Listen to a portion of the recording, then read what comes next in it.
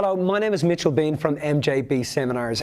I first off want to start this by saying that I want to acknowledge you, no matter where you are, whether you're sitting on the couch, whether you're driving your car and having to listen to this, whether you're sitting on a plane, whether you're at a park, and you're taking the time out to actually invest in a little bit of growth for yourself. I want to really acknowledge you for that. I also want to say to you that in this clip and in this information you're about to receive here, I want you to know that I'm going to teach you a couple of really important points about life. And I'm going to show you that if you want to be able to bridge the gap between who you are and where you want to be, if you have certain goals, dreams and aspirations that you want to achieve, there's a couple of things you need to know. The first thing is that people who are highly successful in the world live their lives in accordance with their top three values, because your wealth lies in your ability to live your life in accordance with your top three values. So I'm going to discuss that with you, and I'm going to show you what it is required to be able to discover where your wealth lies and what your top three values can be and are. You know, that gap between who you are and where you want to be is really not that far. The distance between those 2 points is really not that far. And it's just a tiny bit of introspection that will be able to help you to be able to bridge that gap. And the reason I talk about that gap is because everybody has an inner desire to be able to, to want to be able to achieve more and fulfill certain dreams and aspirations. And I want to make sure that through this clip, we're going to cover that for you, and I'm going to show you what it is you need to do and how quickly and effectively you can do it. The other thing is, I'm going to discuss with you perhaps the one core reason why people don't move it in their lives, why people get to their deathbed without achieving their dreams and aspirations, or get to their deathbed and look back in their lives and feel unfulfilled. And I'm going to show you that just by shifting this one thing inside of your life, you're going to be able to live a fruitful and fulfilling life. And as I talk about this stuff, and as I go through this information, I'm going to cover it in science, so it's all going to be science-based, science-backed, no hocus-pocus, smoke and mirrors, no sexy one-liners. This is nuts and bolts, at the coalface information that is going to help you to actually move. So your innermost dominating thought is the key thing that stops you from getting from where you are to where you want to be. And I'm going to show you this. I'm going to discuss what an innermost dominating thought is, and I'm going to show you what it is you need to do to be able to shift it. Now, this is kind of an ethical bribe, and I'm just going to be straight up with you guys. My objective is I want to get you to the end of this, because I want to impart this information onto you, because I have a hidden desire that I want people to grow. My objective is I want people to emanate and shine, because I believe that every human being has the right to do that. So I'm going to give you the opportunity to speak to one of our coaches to actually work out what your innermost dominating thought is. You're going to have the opportunity to actually really, really get clear about what that innermost dominating thought is that's hindering you from getting ahead.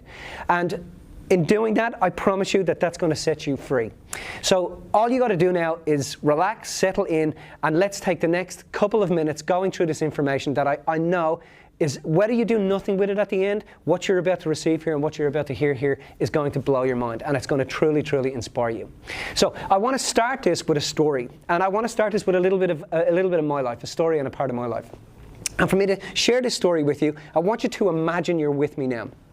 And I want you to imagine you're walking up a long driveway. It's a cobblestone driveway. And up ahead of you, there is a house. And you'll see that the house is just a little bit to the left of the end of the driveway. There's a green patch of grass. There's a carport. There's a car running in the carport. Next to the carport is a bay window. As you walk past the bay window, on your right, you're going to see a door. The door is a brown door. I want you to walk through that brown door in your mind now. When you step inside, you'll step into a grey carpet. You'll look around to your right. When you look around to your right, you're going to see a black coffee table, a pink couch, and sitting on the couch is me. I'm in a pair of shorts and a t-shirt, and I've got a piece of paper in front of me, and I've got a pen.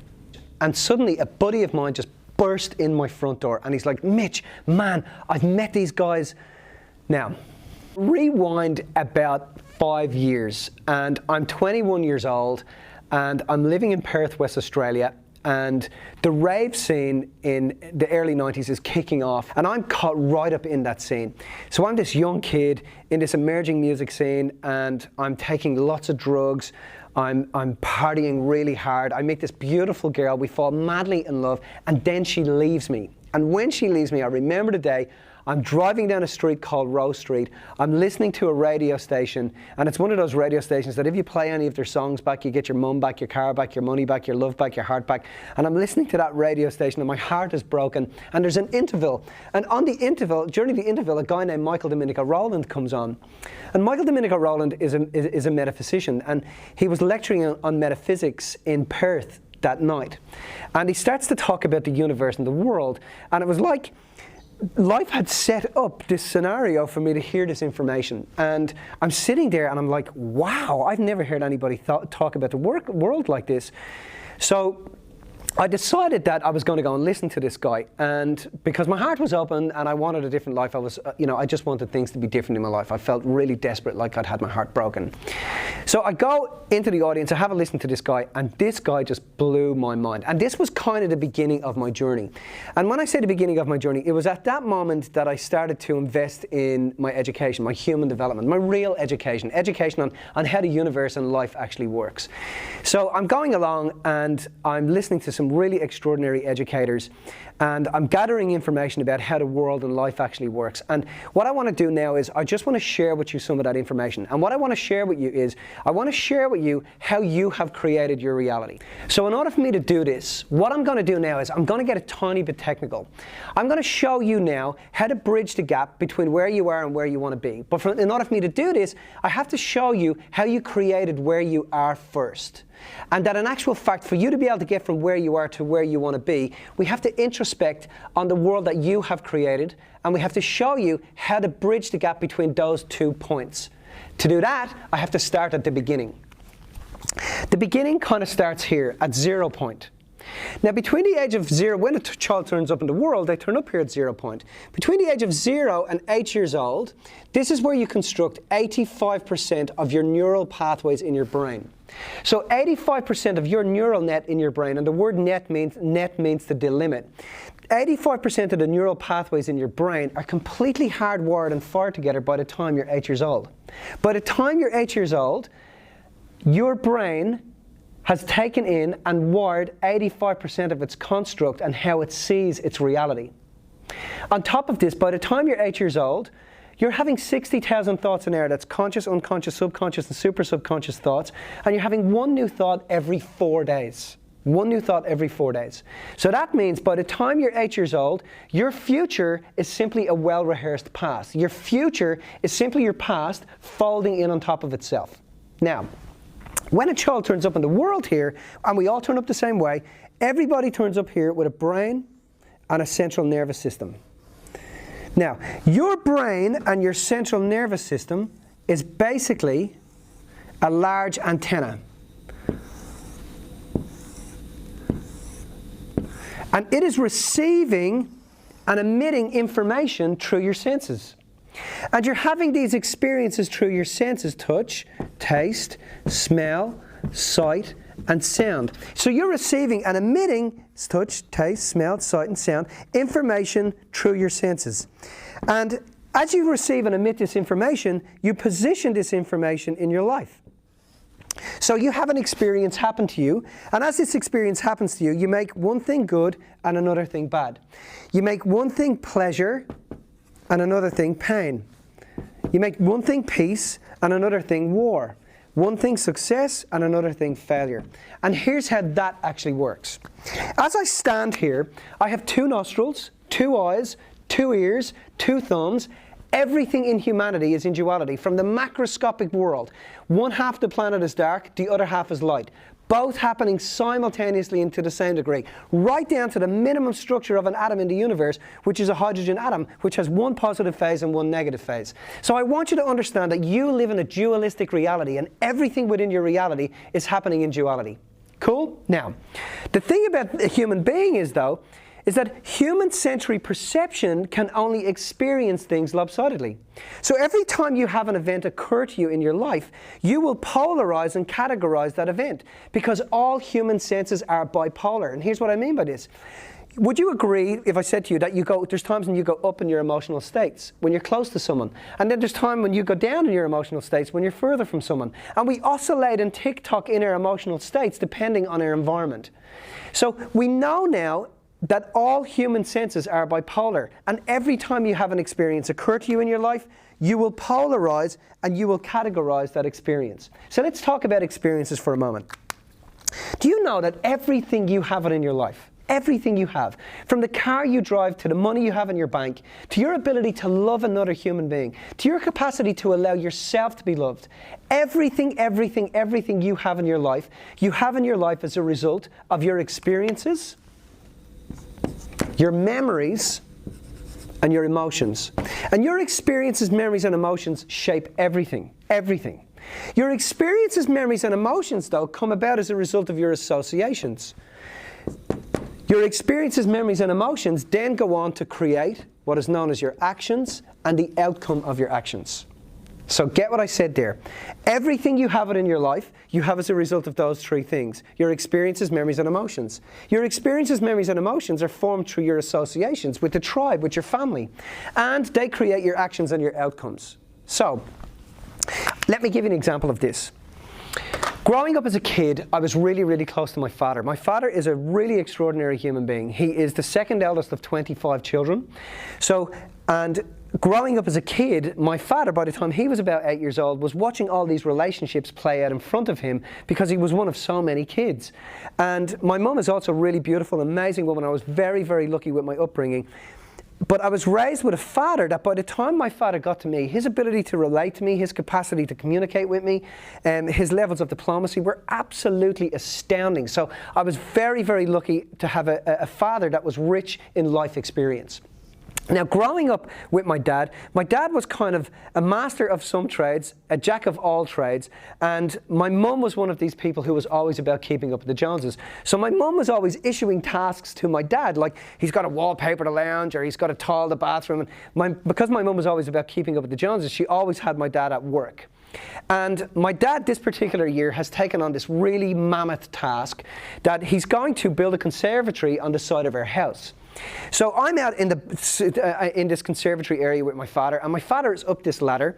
And when he's up this ladder, he's got this hammer and this nail and these nails, and he's banging these nails into this piece of timber. And every time he hits a nail, it goes into the piece of timber like this. Woo.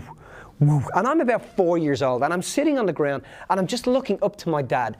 And as a 4-year-old kid, you know, you have that neocortex, that part of your brain, that is just soaking up information, that is just has this savage appetite to understand what is going on in the world. And that frontal lobe of your brain, the master conductor, is just trying to navigate through life and work out what is actually going on in life.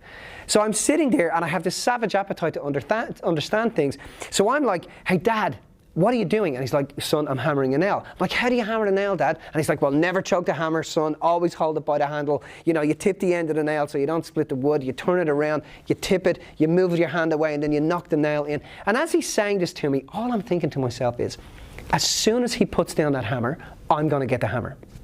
So, a few minutes goes past, my father gets down off the ladder, and he grabs the saw and a piece of 2x4, and he's sawing this piece of 2x4. So I have my nails organised over here, I've got my piece of timber, and I make my way over, and I grab hold of the hammer, and I slide past my father, and I head over, I pick up a nail, and I pick up the piece of timber, I put the nail onto the piece of timber, I grab the hammer by the handle, and I'm just a skinny little kid, like I'm about 70 kilos now. Back then I was probably about 25 kilos. I grab hold of the nail, I swing the hammer back like this, and I just let loose, boom, and I hit the nail on my finger. And I just let out this unmerciful roar. Ah! And my father stops, and he turns around, and he looks at me. He assesses the situation.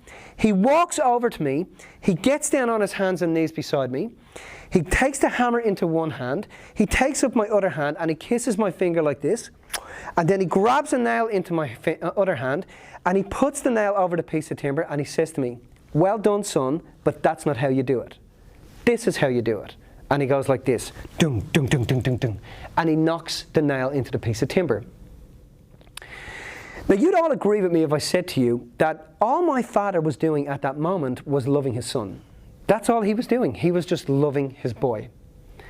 But here's what happened to me. As much as we know that in that moment when my father said, well done, son, but that's not how you do it, all we know there was what happened was there was just love of a father towards a son, because he was just getting so much joy in the fact that I'd gone and I'd snuck the hammer and I'd grabbed the nail, and he could have had a myriad of responses, but he said to me, well done, son, but that's not how you do it.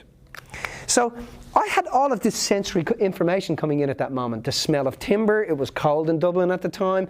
I got sight, sound, and then I got the pain of hitting my finger. So I had all this touch, taste, smell, sight, sound information coming in. And as I was receiving this information through this experience with my father, I had to superposition the information.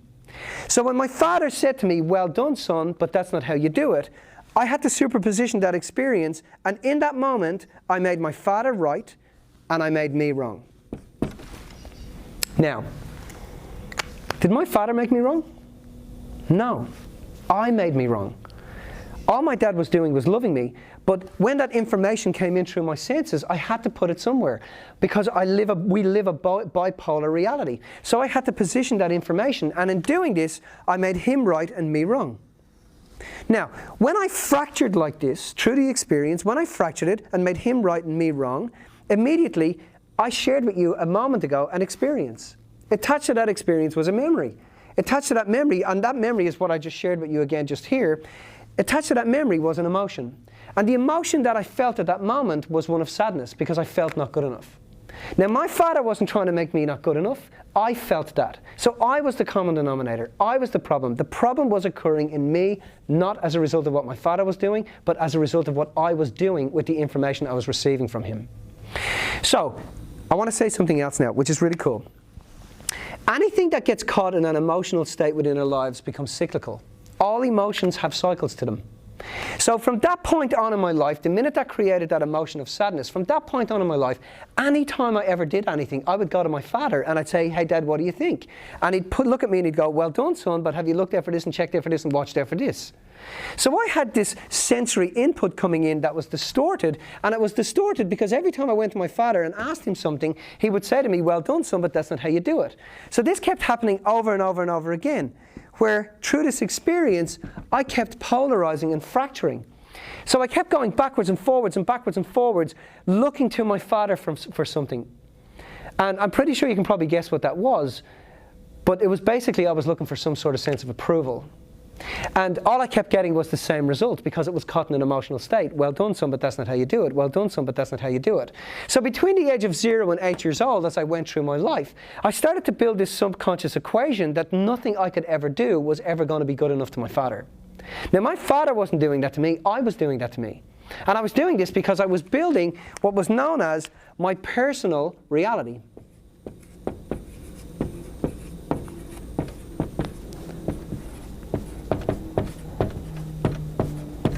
And your personal reality is how you perceive your world. Your personal reality then creates what is known as your personality.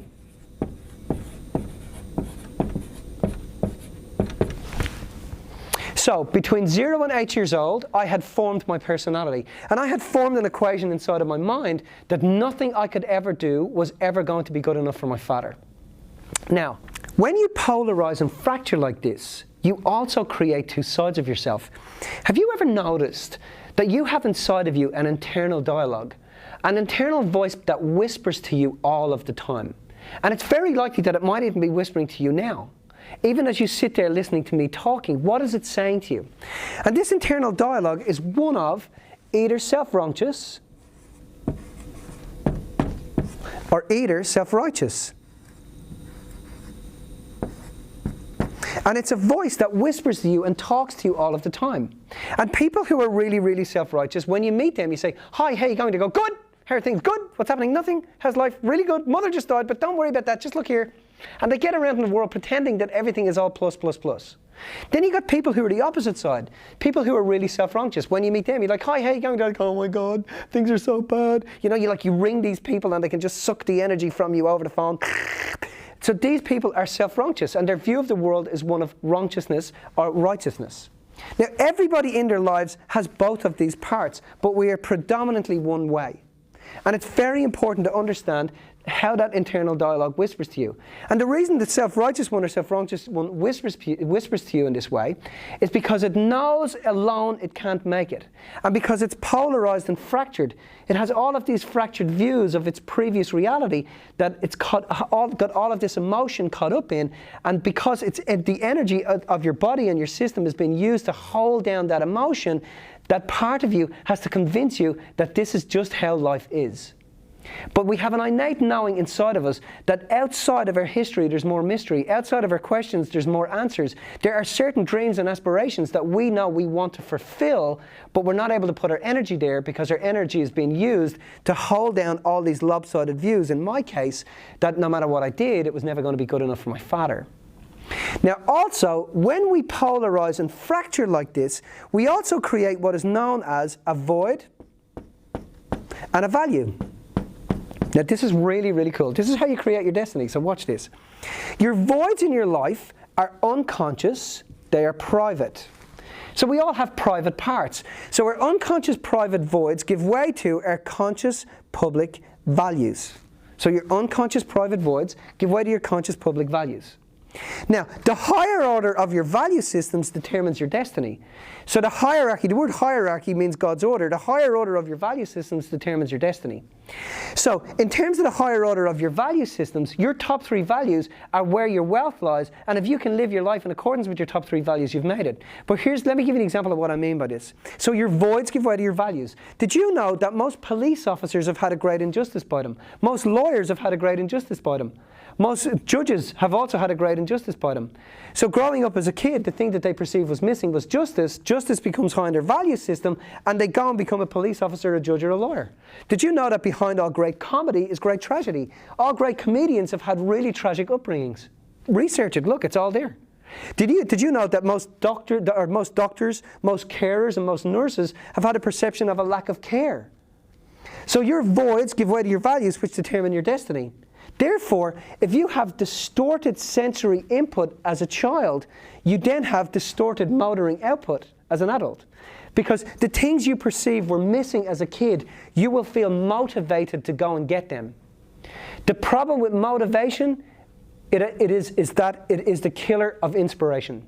And the masters know to live a totally fulfilled life is to live a life in accordance with their top 3 values. And if you're not living your life in accordance with your top 3 values, you've abandoned your top 3 values and you're helping someone else live their life in accordance with their top 3 values at the mercy of your vision, your mission, and your wealth and your top 3 values. So it is very, very rich to understand what your top 3 values are. Now, to get to see what your top 3 values are, you have to be able to work out what your innermost dominating thought is. In my case, because I had this experience with my father, and I kept polarizing and fracturing like this, and having event after event after event between the age of 0 and 8 years old, my innermost dominating thought became, no matter what I do in my life, it's never going to be good enough for my father. Now listen to what I'm about to say to you here. Your innermost dominating thought is the foundation of your outermost dominating reality. If you want to have a new reality, you have to do something about the innermost dominating thought that formed the one you're in. You cannot create a new reality based on the thoughts, the feelings, and the emotions that have created the one you're in. You just can't do it. If you want to have a new reality, you have to do something about the innermost dominating thought that has formed the existing reality you're actually in. So therefore, you have to surpass the pettiness of the mindset and the concepts that have created your world. To do that, you have to shift your innermost dominating thought. So let me give you an example of what I mean by this. I want to go back to that moment when you were in the house with me, when I'm sitting on the chair and a buddy of mine bursts in my front door. And I'm sitting in my lounge room, and I want you to imagine you're with me again. I'm sitting on a pink lounge suite. There's a black coffee table, a piece of paper, a pen. And Andrew bursts in my front door, and he's really inspired. And he's like, Mitch, man, I've met this guy in South Perth. You've got to come and meet him. They do this process. And then suddenly Andrew stops, and he looks, and he realizes he's just walked past my car, in my carport. And it's got 2 hose pipes gaffer taped to the exhaust that are in through the passenger window, and the car is running. In that moment, Andrew, the colour kind of ran out of him, and he realised he was now fighting for my life. Andrew sat with me for 2.5 hours.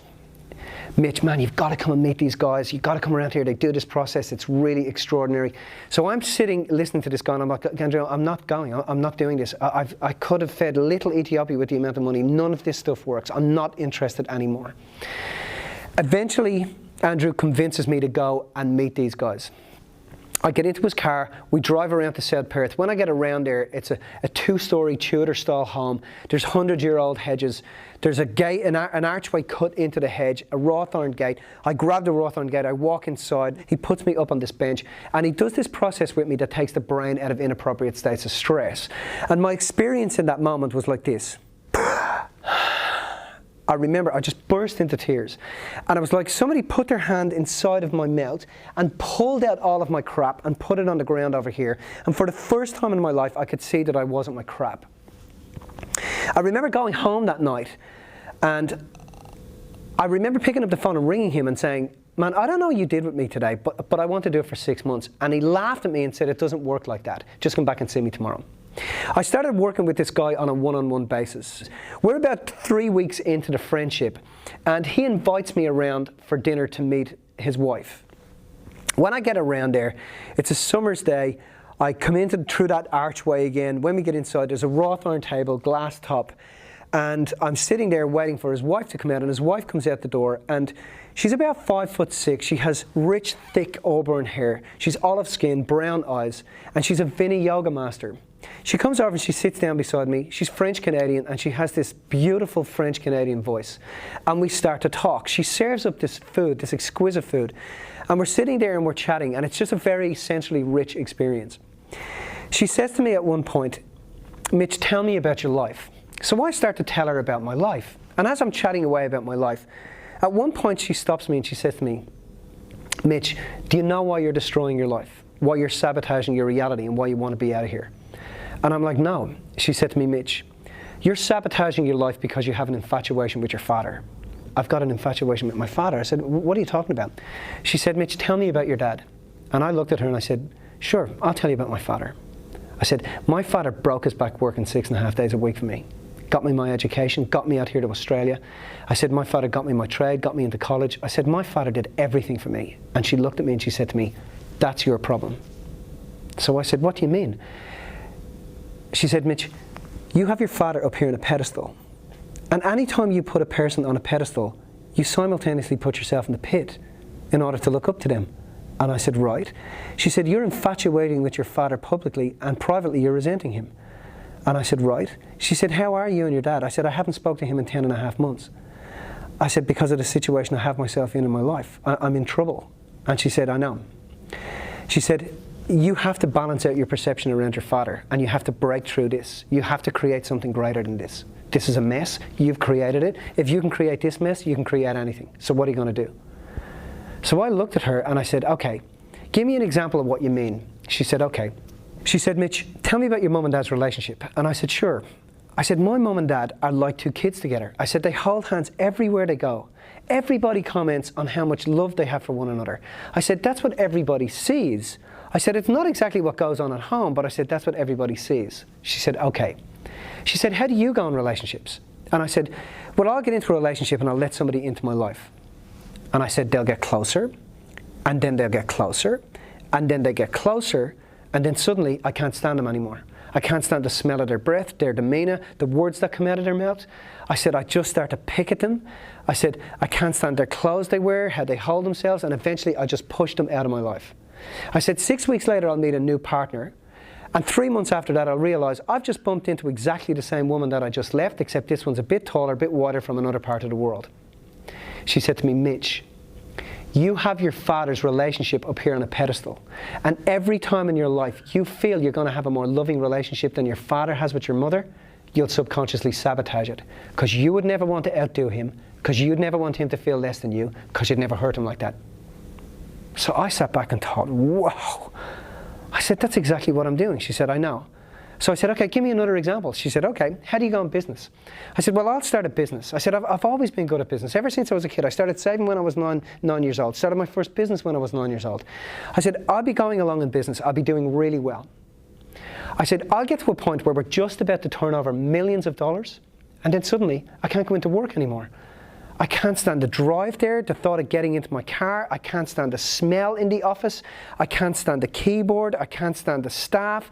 I can't stand the kitchen. I just start to pick at everybody. I start to have a go at the clients. I completely sabotage my business. 6 months later, I'm sitting on the couch and I'm starting all over again, because I've just ruined everything. She said, Mitch, you have your father's success up here on a pedestal, and every time in your life you feel you're going to be more successful than your father, you'll subconsciously sabotage it, because you would never want to outdo him, because you would never want him to feel less than you. He means too much to you, and you'd never hurt him like that. She said, that's your glass ceiling.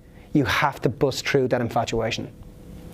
So I said, right. I said, what do I do about it? Because it's killing me. She said, I want you to come over to my house on Saturday night. She said, I'm going to take you through a process. Saturday comes. At this stage in my life, as I said, I hadn't spoken to my father in over 10 and a half months. I hadn't exchanged one word because I had destructed and sabotaged my life so badly. I get to her house. It's 5:30 in the evening. When I get over there, it's piddling down with rain. I come in through the front door. She takes me in, sits me down, and she asks me 4 questions. She hands me a piece of paper and a pen, but before she asked me those 4 questions, she took me back to that time in the conservatory that I spoke to you about at the beginning of this particular piece. And she showed me how I first put my father on a pedestal and me in a pit. And she showed me how that had continued to happen all the way through my life. And she showed me that I was running around in my life looking for acceptance. So she then says to me, start answering the questions. It was 7:30 at this stage. I start writing my answers. At 10:30, I just got stuck. I was like, I'm not getting this. I don't understand it. It's not working. And you have to understand, I was fighting for my life at that moment. She tweaks the questions, and then she says, don't stop, keep looking. I have 3 beautiful children. I bore witness to the birth of all of my children. And I'm often asked, what is the most profound experience of my life? And the most profound experience of my life was at the age of 26 years old in a house in South Perth with my first master.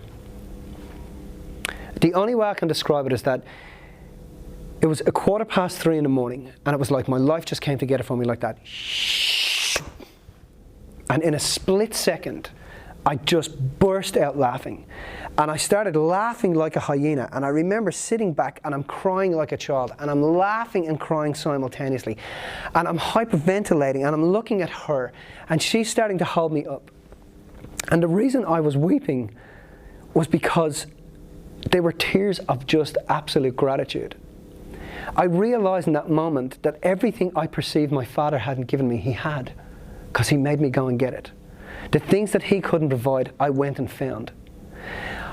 I was crying because I just felt so humble. I just felt like, you know, my God, every breath this man had taken was about me. And it was like my whole life just came together for me in a split second. It was like somebody put their arms on my shoulders or their hands on my shoulders and just let me into the room of absolute clarity and knowing for a split second. I remember it took me 45 minutes to pull myself together. I remember sitting back in the chair and she's looking at me. And the only words that could come out of my mouth were, thank you, thank you. She leans over and I looked at her and I said, people don't know. And she said, I know. I said, but people need to know. And she said, I know. I said, we have to let people know. She said, I know, that's why we're here, Mitch. Why do you think you're seeing this? I realized in that moment that this was my purpose. This is why I was here. It was in that moment that Relationships in You was birthed. It was in that moment that the concept of shifting an innermost dominating thought for people was brought into the world. And I remember sitting there and thinking to myself, you know, I could have gone to my deathbed and just running a story about my life that was hindering me, stopping me achieving my dreams and aspirations, ruining my relationships, you know, stopping me from becoming successful. I could have gone to my deathbed never having fulfilled this life. And I realized that people deserve to know. And it was from that moment on, I remember pulling myself together and leaving her house. It was about, at that stage, it was about 4 o'clock. I get into my car, I reverse my car out of the driveway and I'm driving down the street. I've got a big black Motorola flip phone on my passenger seat. I'm 100 yards down the street. It's piddling down with rain. And next of all, my phone starts ringing. And I'm thinking, who's ringing me at 4 o'clock in the morning? It must be the house I've just left. It must be my mentor, or else it's my girlfriend looking for me. And I pick up the phone and I go, hello? And it's my father. And he says to me, son, I just want you to know that I love you. And he said, now I'm going back to bed. And I remember dropping my phone in between my legs. I remember pulling my car over to the side of the road. I nearly ran my car up a tree. I fell out of my car onto the ground. And the only way I can describe it is that it was just pure inspiration just flowing through me. In that moment, I was in a state of grace and gratitude. I was the ground. I was the rain. It's the only way I can describe it. In actual fact, I've spent the past 18 years trying to describe this moment, and you can't. It's an experiential thing. And all I can do is talk around the moment. I can't actually talk about it. But I can tell you that it awaits every human being. This moment awaits every human being. And it was in those moments of that evening that everything I do in my career and everything I do in the world and my vision and my mission was birthed in that moment. And that awaits you too. So I spent from that point 5 years studying with these people, learning everything I possibly could, delving into the fields of quantum physics, neuroplasticity, classical physics. And it was in that moment that Relationships in You, the seminar, was actually brought together. It was actually birthed. And all that woman did was shift my innermost dominating thought. So what I want to do now is I just want to explain to you what this woman actually did based on what I've already shown you. Now, quick recap. I showed you earlier that everything you have in your life, you have as a result of your experiences, memories, and emotions. They shape everything. So by the time you're 8 years old, you have built your spheres of influence. In the foundation of that sphere of influence is a thing called an innermost dominating thought. And if your innermost dominating thought is, I'm not good enough, I'm not smart enough, I'm not sexy enough, I was abandoned, I was neglected, I was rejected, whatever that innermost dominating thought is, this innermost dominating thought is creating your whole reality. If you want to have a new reality, you have to do something about the feelings and emotions that have created the one you're in. If you don't do anything about the feelings and emotions that have created the one you're in, you'll never be able to create a reality greater than the one you're already in. So, what she did was, she sat me down and she took me through a process. And what this process did was, it helped me to collapse my lopsided perceptions in on top of themselves like this. As soon as I did this, I busted through my existing sphere of influence and I received what is known as a greater understanding. The word greater understanding means standing under the light of your soul, looking back on what happened and saying, thank you, I love you. She just got me grateful for my father, but grateful beyond my comprehension. When I shifted and I collapsed these lopsided perceptions, I reached a point of gratitude. And gratitude is the key to everything. Gratitude is the key to everything. But so I hear a lot of people say to me, yeah, but I am grateful for my life. But the gratitude that you're using in your life to create the reality that you want is based on the life that you've already got. Now, so let's say you have dreams and aspirations that you want to fulfill, and outside of your life, you know that there's more for you, but you just keep going around in the same emotional cycles with your relationships and with your partners and with your business and with your money and your finances, and you've been doing it for so long, so repetitively, and the problem with repetition is that repetition lulls the brain to sleep. So you've repetitively lulled your brain to sleep until you end up listening to this particular clip. And in this clip, you start to feel, you know what? This is an opportunity for me to bust through my own glass ceiling. Outside of this glass ceiling, there are dreams and aspirations that await you. But to be able to get to those dreams and aspirations, you have to learn to handle what you've got. To handle what you've got, you must shift your innermost dominating thought. And the problem without shifting your innermost dominating thought, we can't even talk about the dreams and aspirations that you want to fulfill. Because the minute we go talking about those dreams and aspirations, we're talking about those dreams and aspirations based on the feelings and emotions that have created your existing sphere of influence. So all we're doing is moving the furniture on the Titanic. Make sense? So, to get to where you want to get to, you must collapse your innermost dominating thought.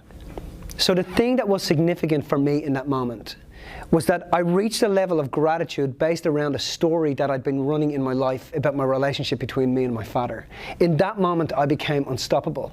I busted through that glass ceiling that was holding me back. I've never put my feet in my shoes and not known where it was I'm going in my life. I've never put my hands on my steering wheel and not known my direction. From that point on, my certainty become greater than any amount of doubt that I'd ever had within my life, and I became unstoppable. And as I said, that awaits all of us. But the key to it was gratitude. I had to be able to become more grateful for what had occurred in my life. And in that moment, when she collided these two emotional particles, and I had that moment of enlightenment, the expression of that was just a state of absolute gratitude. And gratitude is the key to everything.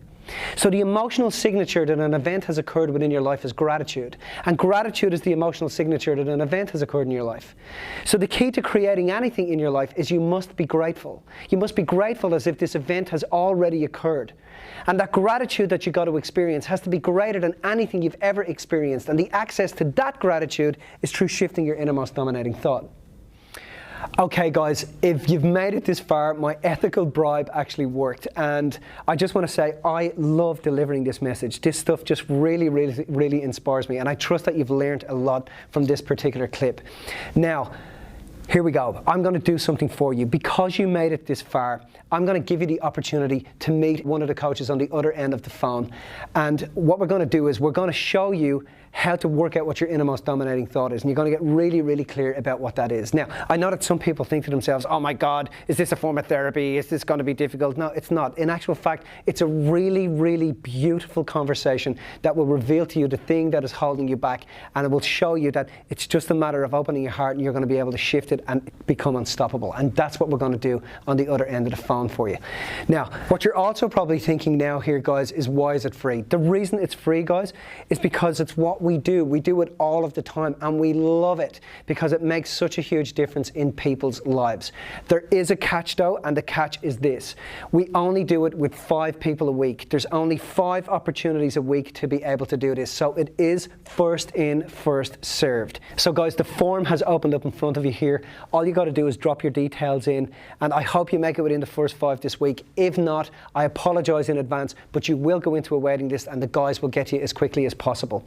Please feel free to hit us up on social media. There's lots of amazing content there, and if this has moved you or helped you in some way, please feel free to share it with your buddies or your friends. Take care. Bye-bye.